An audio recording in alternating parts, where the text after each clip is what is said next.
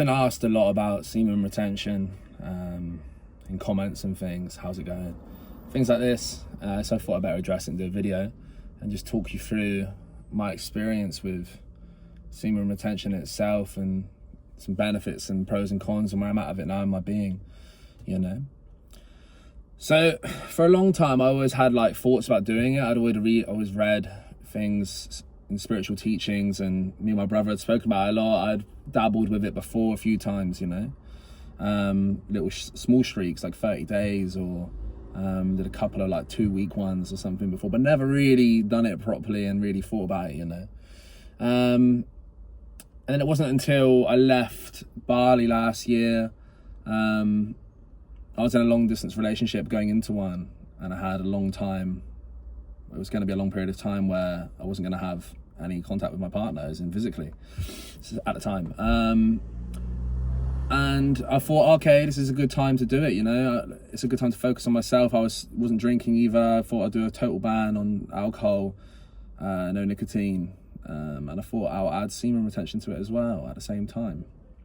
And in my life, I talk about things that have been like big, prolific moments of like growth or observing myself in a different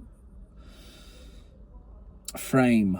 And I would put semen retention in with psychedelics, traveling, meditation, you know. It was one of the biggest changes I observed within my consciousness and in my being. Some positive, some negative.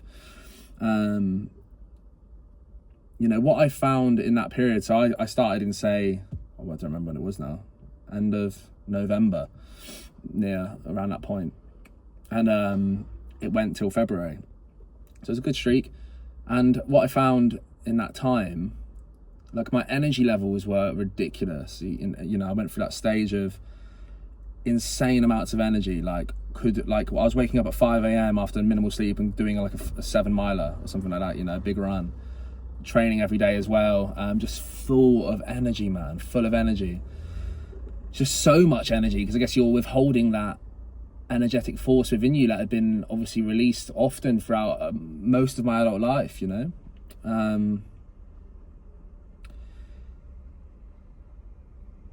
There was levels of anger, and like you don't put up with as much shit anymore in your life, you know. There was a lot of like, you know, like messing around with like, you know, like decision making and things. And I think when you're deep in semen retention, you're so decisive. You're so decisive in what you want and what you know is what's right for you, you know. I feel like God instills you with strength and power when you're deep in that place.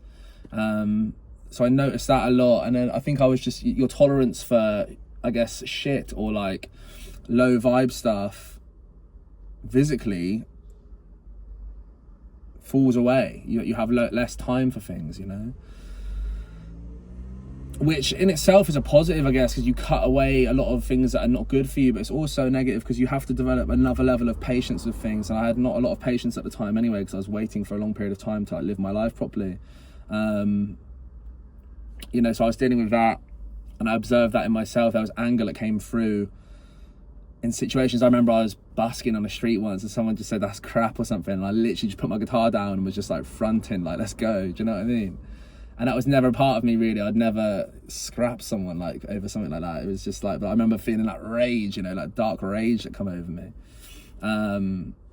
So I observed that, and then obviously like one of the main negatives I found, which can be a positive as well, was like the sexual desire based frameworks in my mind were like through the roof. They were like,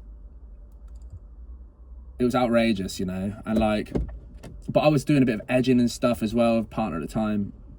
But look, man, like it was like a part of me that like I'd never witnessed, like the desire wise, like the scenario playing out sexually and all of these things in my mind was just like obscene. It was just ridiculous, you know. And like I probably consider myself a sexual person, but it was like next level, you know. And I don't think that's good, but I think it's like, it's the mind pulls, it's the dark pulls into like these fantasies and things like this that come through. And it's definitely something to be aware of. I don't know, man. I mean, I don't know, it was fun. Like, was it like spiritually led. No, like it was like definitely desire based led, and I think a lot of sex can be like that. It can be desire based led, especially if you're single or whatever. I'll talk about that in a minute. But yeah, so it makes you quite solitary. I was on quite a lone wolf path, and like a lot of things in life. So for example, when I've done big sober streaks, you look at everyone who drinks and you think judgment's coming, because you're like, what are you doing? You're wasting your life, you're poisoning yourself, you know?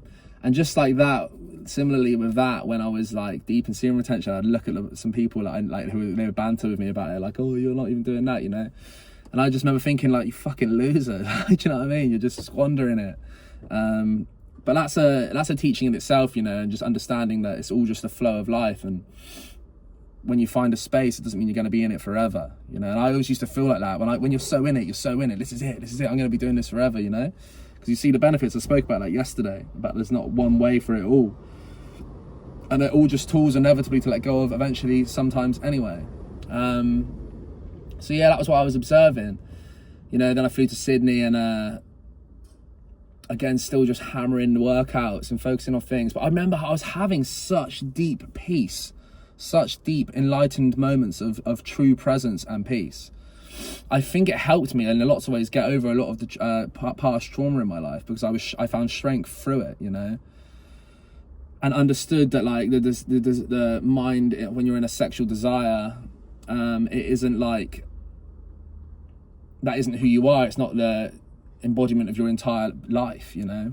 So I observed that, and it helped a lot with getting past traumas that had happened in relationships and things in my past. So I observed that. I was like probably peak fitness. I was shredded, like just from being on the go all the time. And like with a lot of things, when you step away from the path, like for me, man, it was probably like, I don't know, how am I going to put this? Well, I said how it probably ultimately led to the ending of my relationship, which was long term at the time, because I needed it to be a certain way, and it wasn't that way, you know. So it definitely pulled me away from that in lots of ways. But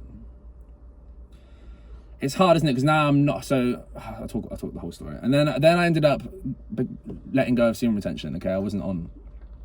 Let go of that part of my life, and you know.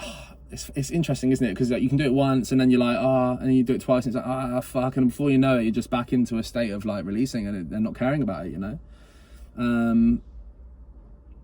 Same with drinking, you know. I remember having a first drink and then being like, I'll have another one, and then I had a cigarette, and then before you know it, you're back in that path again. You fall back into the desire mind frameworks, and obviously sexual desires are like the number one desires, you know. Like when you can conquer those, things like giving up drinking or getting over a breakup or nicotine, things like that are just easy. They're so easy after you've conquered the pull of the sexual desire, you know. But I fell back into releasing and just off of semen retention. You know, I've done a little streaks since. We're talking since Feb now. And it's hard for me, man, because it's a lot of energy that it brings into you. It's a lot of energy, like, it brings into you. And I think it's almost easier when you're in a relationship, definitely a long-term one, because there's no desires and you're not searching for anything. I guess now I'm single now, and it's like I'm dealing with other traumas and things like this, and it's like they almost came back, the ones that I'd resolved whilst I was in that space of semen retention. So now it's like, if I let that energy build up inside me, I feel like if I have to get it out of me, I have to release or whatever. It becomes like, I'm just going to talk honestly about it. It becomes a bit of like a trauma response, a toxic thing. It becomes, do you know when you drink because sometimes you can drink when you're depressed or whatever. It becomes that. It can become that. You're releasing because you're having your mind go with like certain things, and you have that clarity after sometimes. It's a deep conversation, but this is just real, man. This is real for, like, you know, I'm sure if you're watching this and you're a man, you're going to understand a lot of this. But like when you have that release, it's like it stops the ruminatory thoughts and feelings about either the past or other things, you know. So that's something I've observed. I'm just going to do it with my window. That's something I've observed. So at the moment now, it's hard, isn't it? Because I guess when you're a single man, like I could be deep in this path of doing it, but it's like, you know, and like the sex thing as well, it's meaningless, isn't it? Like, it's how many times can you have meaningless sex and it not be what you want it to be? Like, ultimately, in an ideal world, we'd all just, like, you'd date for a long period of time first, wouldn't you? And then you would just eventually find, when you found a person you're sure you want to be with for a long period of time, then you'd give your body to them and you share that sacredness with them. But it doesn't work like that, does it? Like, we're all men and women in desire frameworks and things like this. That car's gone. This is fucking hot in here. We are on that, man. We are, and it's like, you know, I'm not naive enough to not pretend that I don't have all that desire still. I don't have all of that. It takes years of practice to rid your mind of these judgments and desires and all of these things. Years. It's not just something that's going to happen, boom, from one long streak or whatever. But that's what I'm observing now. And it's funny, isn't it? Like, you know, man, when you get out of a long-term relationship or something, you first, you know, the idea of like, oh, I can do what I want, can I? I can do what I want, I can suit people, can I? Like, it's like to the mind, it can be like an enticing idea, like a good thing or whatever. And then obviously as time goes on, if you're not finding somebody to spend a lot of time with in terms of a relationship or something, or anything's kicked off a little bit deeper than that, it can be like, then you start to realize sex for the sake of sex is just meaningless shit. Like, and it lowers your vibration. It's not like unless it's with somebody who you love or care about, it doesn't really do anything for you. It's not, I mean, maybe you have to like have sex yourself out, you know, and sleep around and do that to know that it isn't there. And I probably had periods in my life where I've done that, you know. So I'm at a point now where, you know, semen retention is always going to be a part of my life. I will step into it again. I know I will at some point, because it was so profound, and I want to do it again where I don't fall as deep into probably the mind with it. But obviously it needed to happen the way it happened. It's interesting how a lot of people go on semen retention and they say they end up having breakups and things or whatever, because it's like, it's almost like God pushing you towards a different path. And a lot of people don't understand semen retention. They think it's like pathetic and we're here just to do that, you know. When I don't believe that, I don't align with that. I mean, obviously it's a nice part of life and it's fun, you can experience and explore sexually in life, but do I think it's something just to share around and give away for like it's nothing? Absolutely not anymore, you know. And I never really did, but I think a lot of the time with me, I probably use sex as like a trauma response, or just like to find some self-worth and some validation externally, because I was suffering in my inner world, you know. And I thought still come in, like, you know, fuck man, I'll be lying if I'm feeling lonely or like insecure or like not understood or whatever. A big part of my mind wants to seek that reassurance and validation in a relationship or sex or whatever you want to call it. But I'm also aware enough now to know that once I've done that, the feeling after is dog shit. It's not worth anything, you know. And you have to get to that space.